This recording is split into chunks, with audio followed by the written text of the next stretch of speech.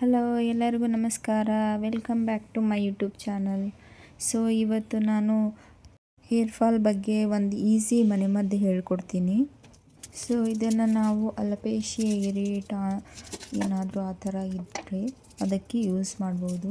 So alopecia ಏರಿಯೇಟಾ ಏನಪ್ಪ ಅಂದರೆ ತುಂಬ ಹೇರ್ ಫಾಲ್ ಆಗುತ್ತೆ ಮತ್ತು ಹೇರ್ ಥಿನ್ನಿಂಗ್ ಆಗುತ್ತೆ. ಆಮೇಲೆ ಒಂದೇ ಜಾಗದಲ್ಲಿ ತುಂಬ ಹೇರ್ ಹೋಗಿರುತ್ತೆ.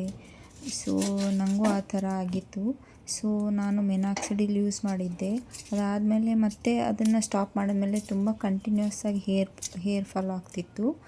ಸೊ ನಂಗೆ ಯಾವ ಥರ ಆಗಿತ್ತು ಅಂತಂದು ನಾನು ಈ ಫೋಟೋ ಹಾಕಿದ್ದೀನಿ ನೋಡಿ.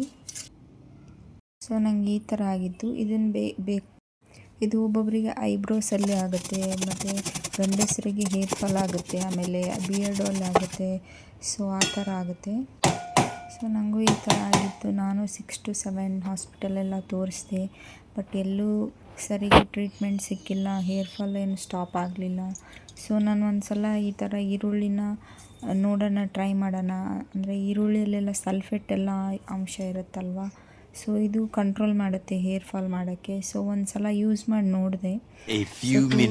ಟೈಮ್ಸ್ ಯೂಸ್ ಮಾಡಿದ್ಮೇಲೆ ಸ್ವಲ್ಪ ಹೇರ್ ಫಾಲ್ ಆಗೋದು ಸ್ಟಾಪ್ ಆಯಿತು. ಅದಾದಮೇಲೆ ಕಂಟಿನ್ಯೂಸ್ ಆಗಿ ಯೂಸ್ ಮಾಡ್ತಿದ್ದೀನಿ. ನೀವು ಟ್ರೈ ಮಾಡಿ ನೋಡಿ. Thank you for watching.